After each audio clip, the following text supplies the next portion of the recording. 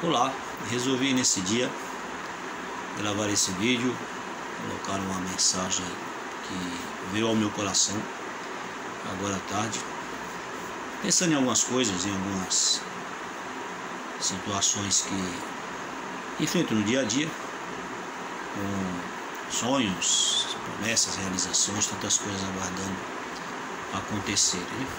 Aí me veio a lembrança uma passagem bíblica, na qual há muito tempo atrás eu trouxe para a igreja na época, que está em 2 Crônicas capítulo 32, onde começa dizendo que depois de tudo que Ezequias fez com tanta fidelidade, olha só que interessante, Ezequias foi um rei que veio ao trono e a terra de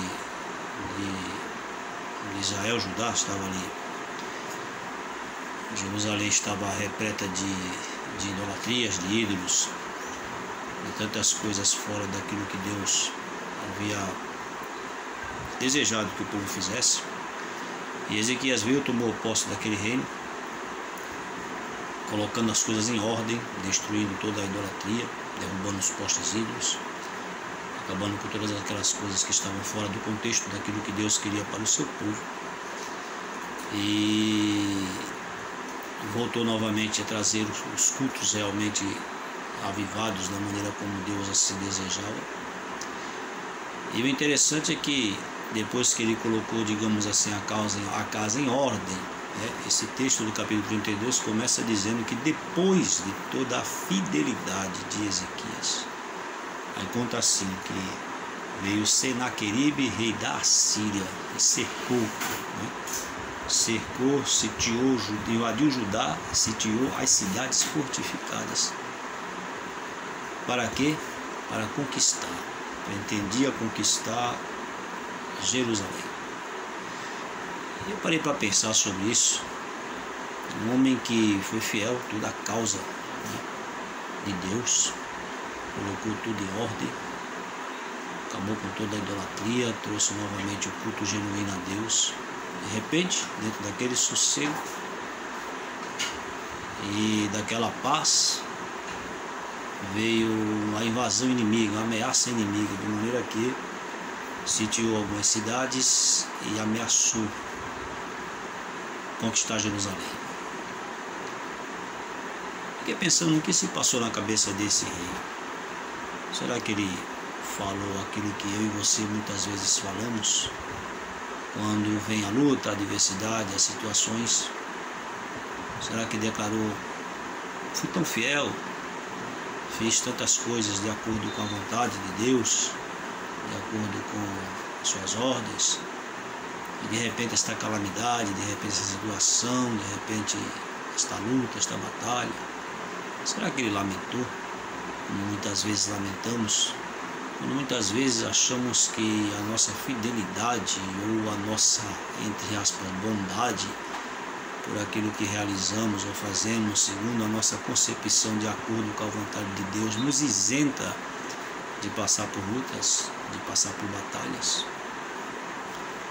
Algumas doutrinas, algumas direções, alguns ensinamentos passam isso para o povo.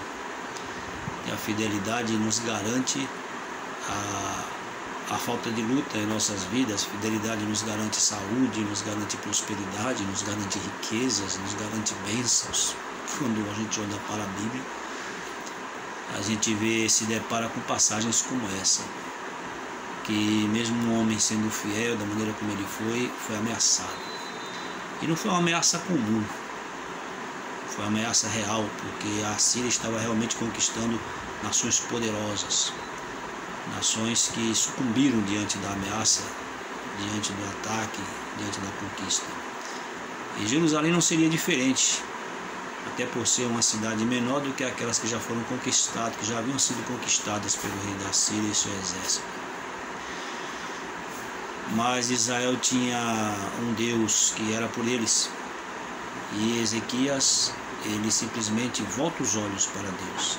Ele ora, busca a face do Senhor, como está aqui no capítulo 32, versículo 7, Ele ora e diz ao povo, animando: sejam corajosos, sejam fortes, sejam perseverantes. E logo depois da sua oração, da sua fala, logo depois do encorajamento, veio a palavra do Senhor com a promessa. Essa promessa veio dizendo que não temessem, que Deus ia entrar com livramento. Depois de tudo isso, a passagem me diz que Senaqueribe mandou outros mensageiros, ameaçando mais fortemente a cidade, falando palavras mais duras contra tudo aquilo. Eu fiquei pensando, qual a reação desse povo, qual a reação desse rei, que receberam uma palavra de Deus, uma promessa de livramento, receberam uma palavra de encorajamento, e logo depois a luta parece que aumentou mais ainda.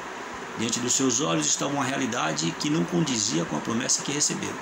Diante dos seus olhos estava uma realidade que não condiziam com a força, com a determinação que eles haviam falado anteriormente, antes da ameaça se fortalecer mais ainda. E eu paro para pensar nesse tempo de espera. Esse tempo de espera entre a promessa e o cumprimento dela. Esse tempo de espera onde as lutas e as batalhas, elas multiplicam às vezes. As lutas e as batalhas, elas vêm fervorosas, totalmente contrárias àquilo que aguardamos acontecer, esperamos acontecer, diante daquilo que temos na nossa fé, guardada, depositada em nossa fé, que é a promessa, um sonho que desejamos realizar. O tempo de espera é angustiante. O tempo de espera vem muitas vezes para abalar a nossa confiança. O tempo de espera vem muitas vezes para nos amedrontar, tentar nos fazer parar, tentar nos fazer desistir. Mas eu quero finalizar dizendo a você que, mesmo a fidelidade, por maior que seja ela, não nos isenta de passar por essas lutas e tribulações. Através da nossa perseverança, através da fé, através da promessa, da palavra de incentivo e de ânimo que Deus nos dá, em meio às circunstâncias, não devemos jamais desanimar, porque as lutas, elas vão talvez até aumentar. Talvez até aumentar. Mas temos uma promessa. Por isso, aguarde firme, determinante, fortalecidos, perseverantes, porque esta mesma passagem me declara que enquanto a ameaça veio forte, que enquanto a palavra poderosa do inimigo veio como uma flecha rápida e veloz penetrar no escudo da fé daquele povo, Deus envia simplesmente do nada, sem menos eles esperarem, um anjo que destrói com mais de 180.000 soldados do inimigo, enfraquecendo assim o seu exército de maneira tal que o ameaçador saiu envergonhado diante da situação que ocorreu de uma forma inesperada para eles, mas para os que estavam confiantes, estavam aguardando, não foi algo inesperado. Eles esperaram, mesmo diante da ameaça, o cumprimento da promessa. Nessa simples palavra desta tarde, eu quero te dizer: continua perseverante, continua buscando os teus objetivos, os propósitos, e não se abrace e não se agarre na tua fidelidade, no sentido de que nada pode acontecer. Sim, poderá acontecer, porque a nossa fé é provada e é testada, como nos diz a própria palavra em outros ensinos. Que você possa perseverar e ser fortalecido na graça e na presença do Senhor, cada vez mais. O Senaqueribe que vem contra a tua vida, ele vai cair, porque é uma promessa de vitória para aquele que crê. Que Deus te abençoe.